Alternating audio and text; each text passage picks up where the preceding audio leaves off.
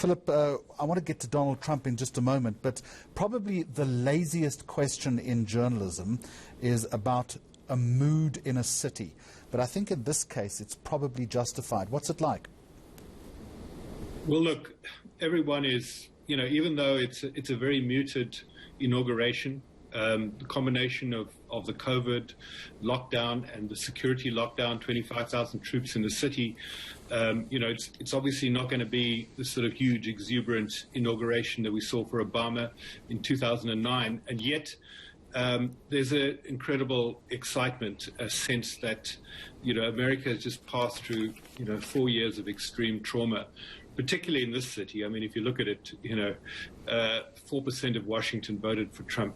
This is a city that is very democratic in its being, in its core, and so many people who have seen their country. So many Americans that I know that have seen their country, kind of literally, behave in a shameful way, be humiliated and embarrassed over the last 4 years are saying, we're back. America's back, and even though it's not the best of times in the country, there is this upsurge in emotion and elation, actually, that normal people are going to be running the country again. To receive these, the upsurge in emotion is what I want to pick up on, Philip. In the early hours of the morning South African time, there was a moving tribute last night to COVID victims in the United States, deaths over 400,000. And I think a very short remarks from President-elect Biden probably sets the tone for what today is going to be like and perhaps the way in which he's going to handle the pandemic. Indeed. I mean, he's going to, I think within a few hours, we're going to see the appointment of a national COVID team operating out of the White House, a national mask mandate, and a real attempt to bring the full power of the federal government, which has not been done, to get the vaccine sorted. The rollout of the vaccine so far has been, really poor. And so, this is probably item number one of business on the White House's schedule, is to get to deal and get on top of the COVID crisis, which has been so mishandled by the Trump administration.